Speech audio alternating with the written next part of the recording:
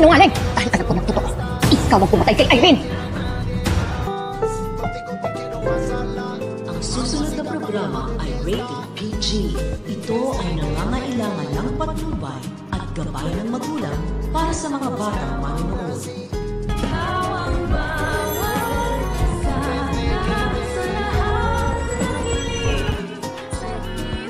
Ito yung records na nahanap ko, Annalyn.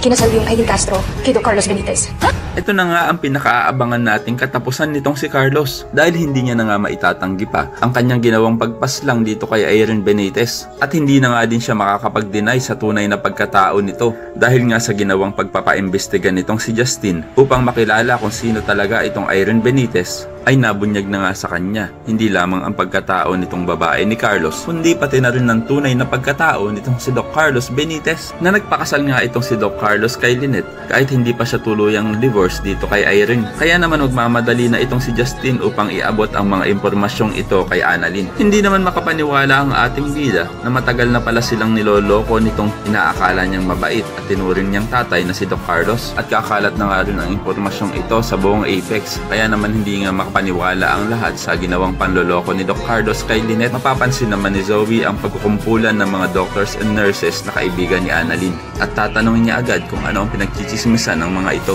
Kaya naman hindi na lang si Annalyn ang apektado sa chismis na ito, kundi pati na rin ang tunay na anak ni Doc Carlos na si Zoe sa kabilang banda dahil sa nabuking na nga ni Doc Carlos ang ginawang pagkausap ni Lynette dito kay Jean Padilla ay labis-labis siyang nangamba at nagalit dahil alam niya sa kanyang sarili na katapusan niya na at dito na nga ibubunyag ni Lynette na alam niya na ang lahat at dahil nasa second floor nga sila ng kanilang bahay ay malamang magkakatulakan ang dalawa at may mahuhulog sa hagdan at kung sino nga ang mahuhulog sa kanilang dalawa ayan ang dapat nating abangan pero kung wala mang mahulog edi wow. Kaya naman kung isa ka sa mga umaasang sana hindi malusutan nitong si Carlos ang kanyang mga kasalanan ay pakilike ang video na ito and don't forget to subscribe.